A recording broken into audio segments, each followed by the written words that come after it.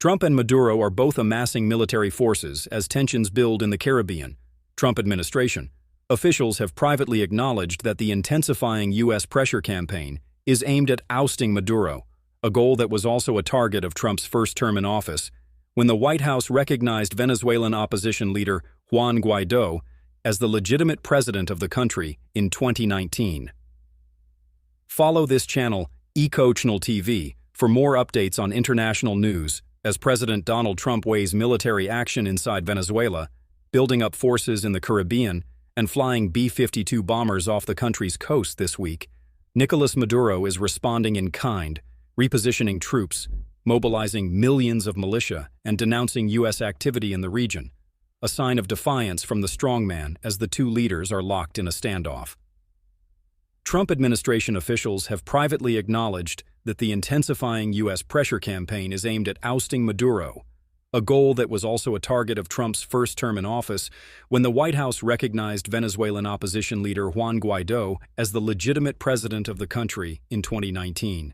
But as the Trump team ratchets up the pressure this fall, Maduro has in turn ramped up the rhetoric and propaganda for Venezuelans while calling for new military exercises by the Bolivarian National Armed Forces, which has some 123,000 members. In recent weeks, the U.S. military has moved warships and other weaponry into the region and has targeted boats off the Venezuelan coast it says are transporting drugs. Then, on Wednesday, Trump acknowledged that he'd authorized the CIA to conduct covert action in Venezuela and said the United States was considering strikes on Venezuelan territory. "We are certainly looking at land now, because we've got the sea very well under control," the president told reporters Wednesday. Maduro has claimed that his volunteer militias now have more than 8 million reservists, though experts have called into question that number as well as the quality of the troops' training.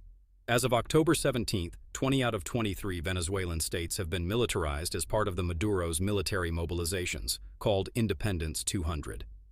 On his Truth Social account last month, Trump mocked a video of women, some who appeared to be overweight, running with guns during a purported training for the Venezuelan militia. The Trump administration has been quietly laying the groundwork for potential military action inside Venezuela for months by tying Maduro to drug traffickers and cartels that officials have designated as terror groups who pose an imminent threat to the U.S. But to date, there is no indication that Trump has decided to take that step or target the Venezuelan leader directly. Instead, the goal has been to pressure Maduro to step down on his own, sources told CNN, in part by establishing a credible threat of U.S. military action if he does not. The recent strikes against alleged drug boats in the Caribbean are a clear message to Maduro, the